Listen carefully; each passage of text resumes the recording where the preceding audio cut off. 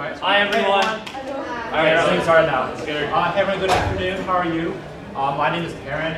This is Alex, and we'll be talking a bit about college applications and what admissions are like at competitive colleges. So we'll start by introducing ourselves. So my name is Perryn. This fall I'm studying mathematics at Yale University. In high school I did a bunch of activities with math and economics. So it's more awards I got. I was a 4-time USA Math Olympiad qualifier. Also a perfect score on the AMC 12. Competed in the gold division for the USA Competing Olympiad and was a semifinalist for the Wharton Investment Competition. So in terms of the activities I did, last summer I did the Stanford University Math Camp.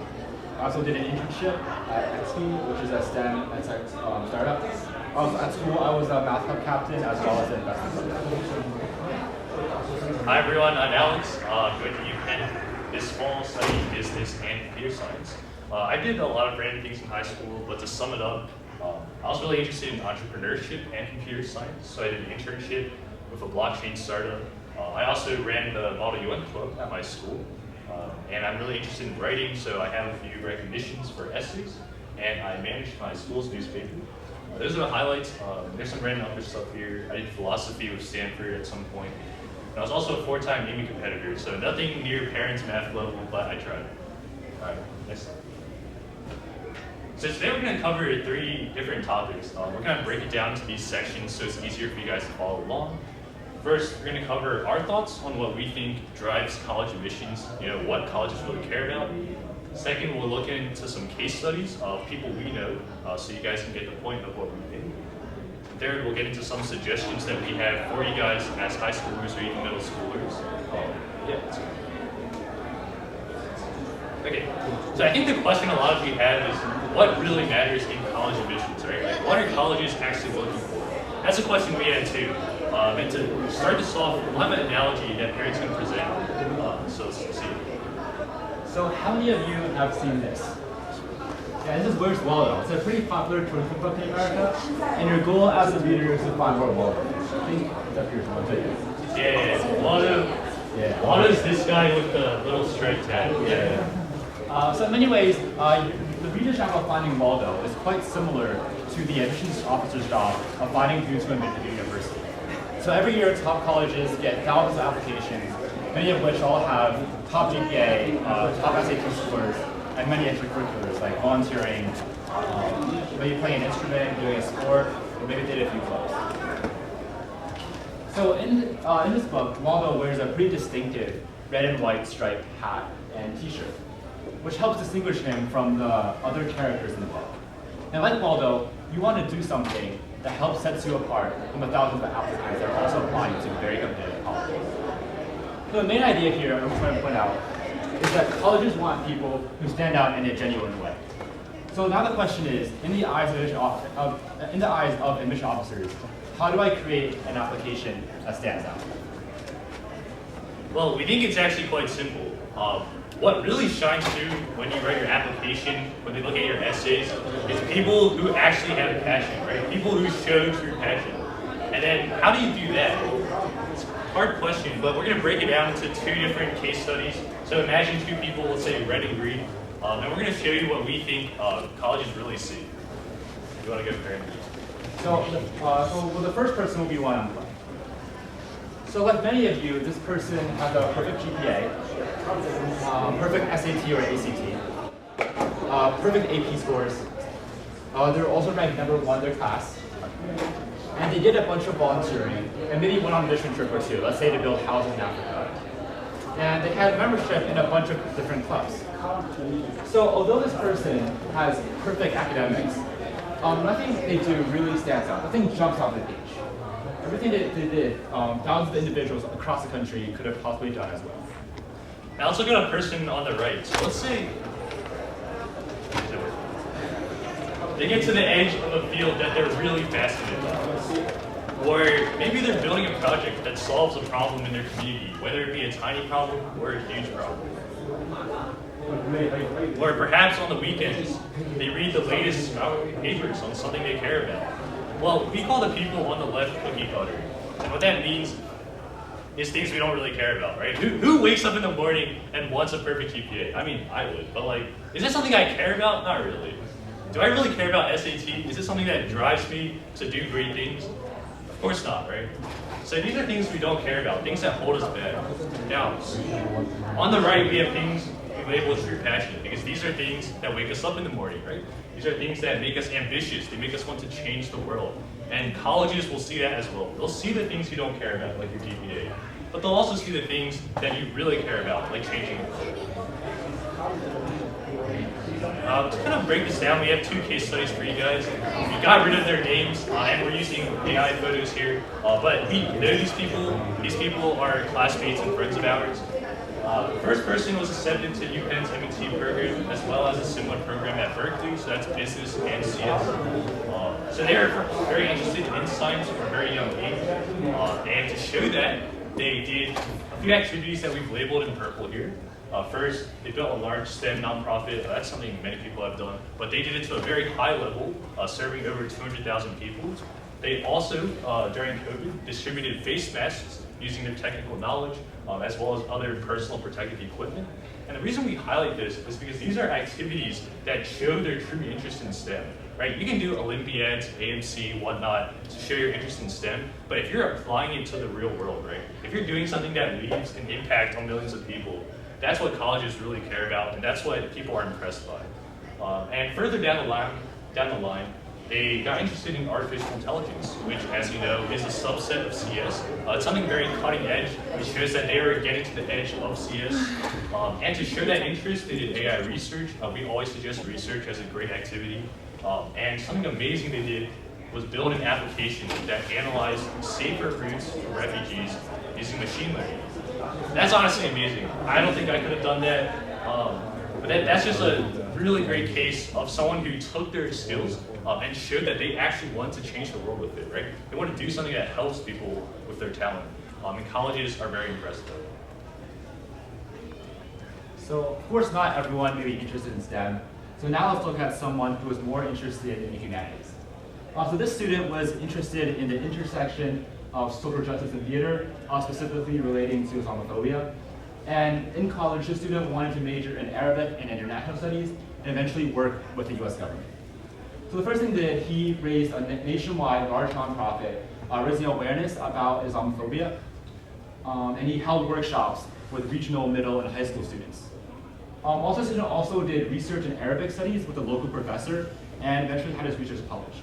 So this shows that he reached a certain level of mastery within Arabic studies. And then he also had an Islamophobia campaign and led a local political rally. So this student was eventually accepted to Yale, Duke, Dartmouth, and other top colleges. And the point we want to make is that if you look at the way we kind of colored this, sorry, it's a yellow background for some reason, but the core is Arabic studies, right? That's the subject that they were interested in. Everything they did revolved around Arabic studies. And to colleges, this makes their story really clear, right? They want to do something about Islamophobia. So everything they did was centered around it. If you can create some sort of similar train of thought here, you'll also have an easier time because colleges will know what you're interested in. So you do want to center your application around a single subject. All right. Finally, we're going to get into some suggestions that we compiled.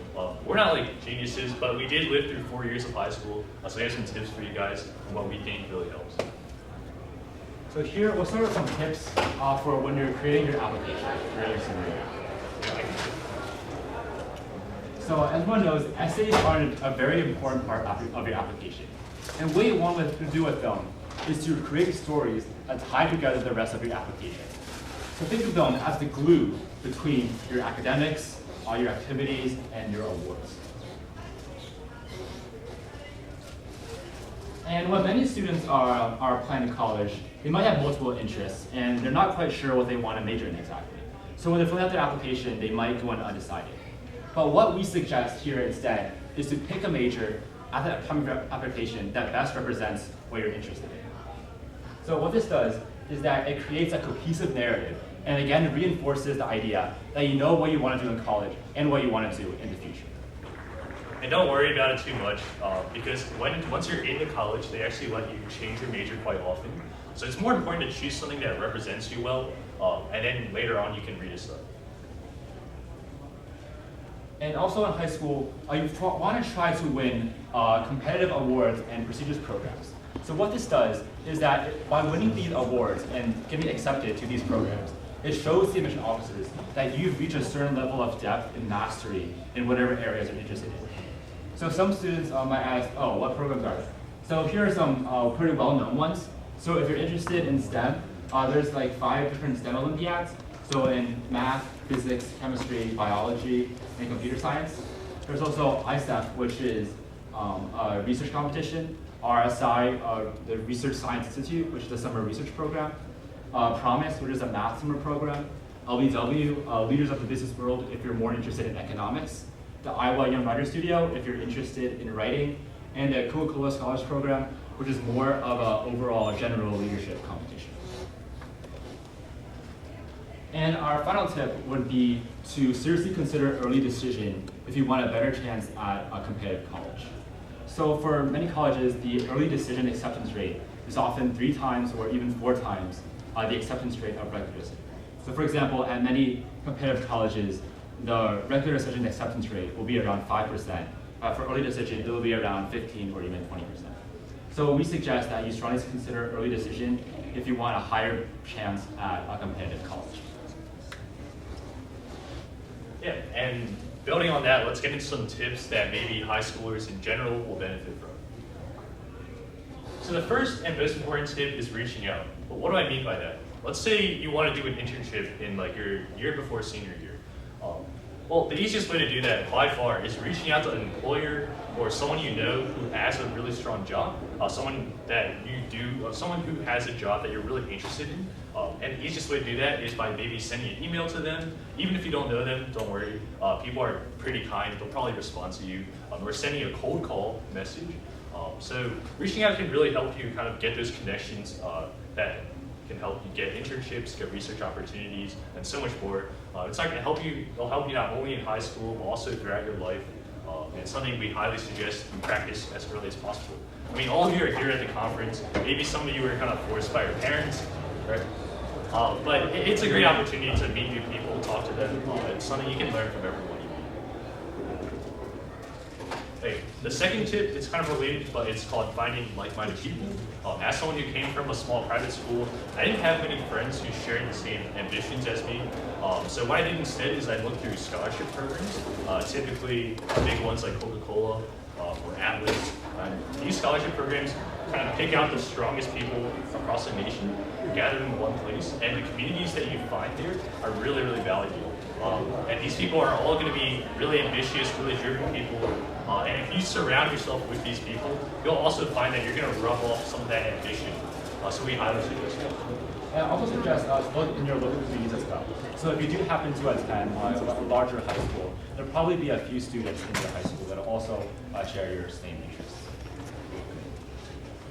All right.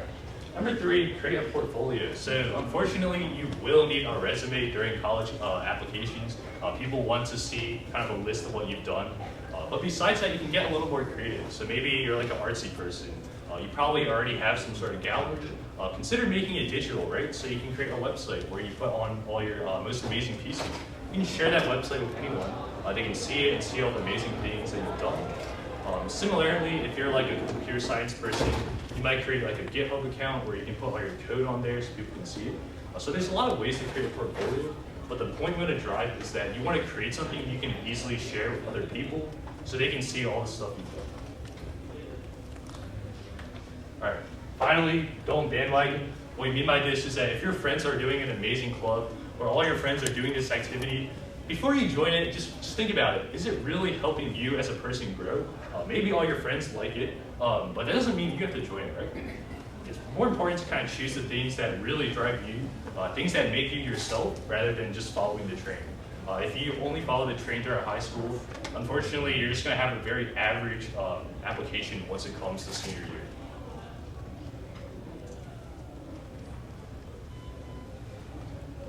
So at the end of the day, we think we can simplify the algorithm for college to just these 2 sentences. 1, find things that you really care about, things that you're interested in, things that drive you. And 2, do the absolute best you can, right? Reach out to people who are really good at that, or do competitions that are related. And if you can do these 2 things for every subject that you're interested in, we guarantee you that the college admission cycle will be as easy as just anything else. Thank you very much, guys.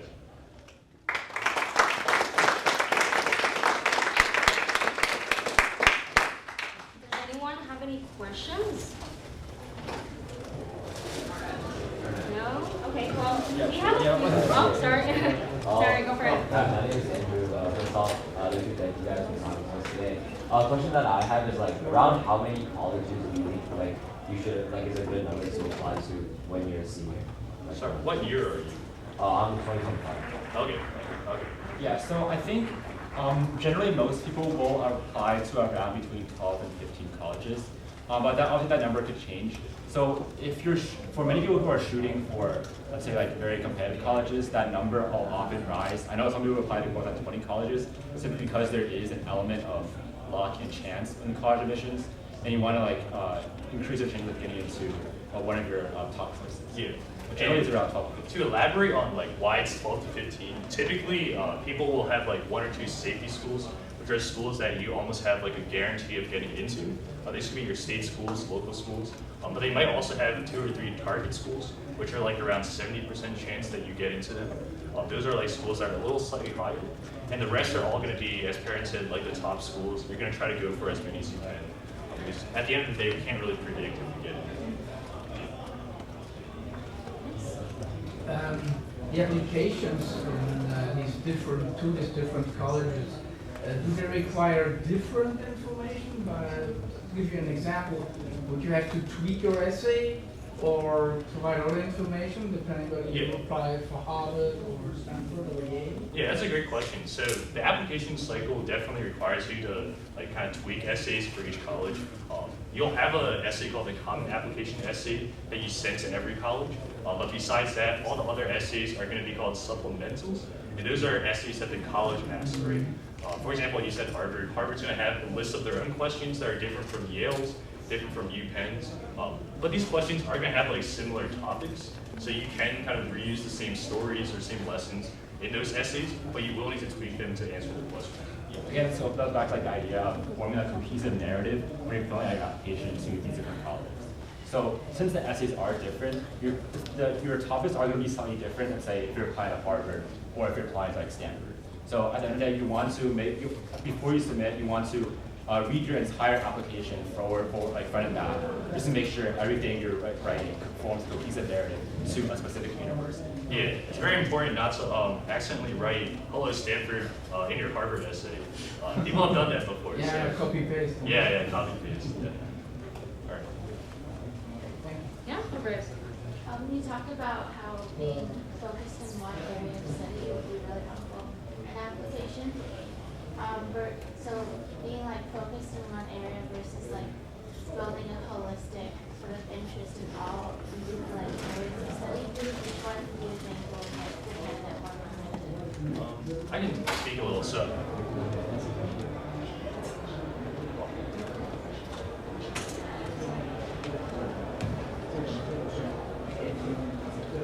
Okay. Yeah. So the question was, is it better to have a more like holistic, very interested in many studies, many fields application, or should you focus on one field? That's a really good question because I was in a similar position when I applied. I had a lot of different interests, and I wasn't really sure what to do. I was sure that I wanted to do like startups or something like that. So startup isn't really a field. Entrepreneurship isn't like a subject, but it's a topic, right, that you can write about. So we would suggest that you choose like a direction that you're interested in. But like if you apply very generally, college is going to ask you like, why are you applying to our major then? If you're interested in everything, they're not really sure like who you are as a person, like what you truly want to do. So it's much better to kind of choose something that really represents you well. So maybe like you've done some like bio Olympiads, then you could choose biology. And if you choose that, colleges will really understand, oh, this person likes biology, or they've shown something like an interest in this subject and they've shown skills that relate to the subject. But of course, at the end of the day, the colleges will let you choose your major once you get in, so you're not like stuck into it. I think generally there's no right or wrong way to go to approach this. I think generally it's easier to form an application if you choose one or two areas that you're most passionate about. Simply because like it's easier to show the obviously that you know what you want to do in the future and that you know what you're interested in. But yeah, it's like either way, it should be it's okay to approach an application. Yeah, go for it. What was the timeline for like grading your essays about? How many drafts did you have for like each college and what like revisions did you make along the way? So the question was, what was the timeline for writing college essays? So, so when you're applying to college, you'll probably write something, fill your application, something called a common application. This is where you'll apply to most of your colleges. And when you fill out that common application, there'll be one essay that you send to all your schools. So people usually start with this one first, and I started writing mine probably June before my senior year. And I was able to try and finish this before school started. And then for this, I probably did around 7 or 8 drafts before I was happy with my essay turned out to be. And then individual colleges will all have their supplemental essays. So many colleges will have around 3 or 4 essays. So I did these probably between August and December for my regular applications, which form the majority of my schools. So for these, for each of them, for the first ones, probably around 5 or 6 drafts. And then the thing with these is that it kind of sort of get easier as you write more and more essays. The first reason being you have more experience with writing these essays. And the second being that for many of these essays, the topic will be somewhat similar. So let's say for my Brown essays, which I wrote in December, I was able to reuse many of the same topics that I did for my Princeton essays, which I wrote much earlier back in August. So yeah, there'll be a lot of essays, but the idea is that it's not as daunting as it seems. Any more questions? Okay, I think You guys can ask about high school in general. It doesn't have to be college admissions. We'll talk about whatever. Yeah, I mean, I think we can use one of our bank questions. Okay. So one that I found was interesting is, you say that, getting your GPA is not, it shouldn't be like, the main focus of your application, but it's still very important, right? So how do you manage your time? How do you budget your time between getting good scores in SAT and GPA, as well as your personal endeavors and your interests? Yeah, this is a question we get a lot. And typically, when it comes to time management, what we try to strive for is, grades are, as Chinese parents will say, grades are first. But what we mean is not they should be your life priority, but rather you should make sure you have some sort of baseline of good grades before you commit yourself to so many other activities. As a A student, typical A students here, we would try to maintain our A grades for every class, but once we realize maybe it's a little easier this semester, then we try to do as many other activities as we can. And if you do struggle with maybe getting perfect scores, don't worry. I know people who get B's and C's, they get into MIT or other top schools, and that's because they've shown their excellence in other ways besides their grades. So yeah, don't worry too much if you don't have a perfect transcript. Yeah, so I'll share a story. So my grades were not as good as Alex's. Alex was valedictorian of his school, but my school did not do. So I did not have a 4.0 GPA, and my school did not do ranking, but I was probably around maybe top 8% to 15% of my school. So I was clearly not the best student. But you get to probably one of the best high schools. But the idea here is that academics are important. So you want to maintain a certain. Academics must be high, but it doesn't have to be number 1 or the top of your school.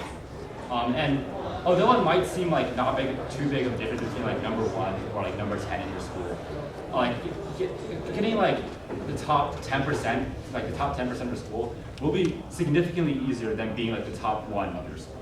So yeah, and so as long as you don't as long as you have a pretty high academic GPA or SAT, you can spend the rest of your time working on extracurriculars and other stuff that you're more passionate about. And the last thing I'll say is thinking about APs, which is a really controversial subject. How many APs should I take, right? That's such a common question. And the answer is typically take as many as you're interested in, and then maybe 1 more. But don't take 7, 8, or 9. That's absurd.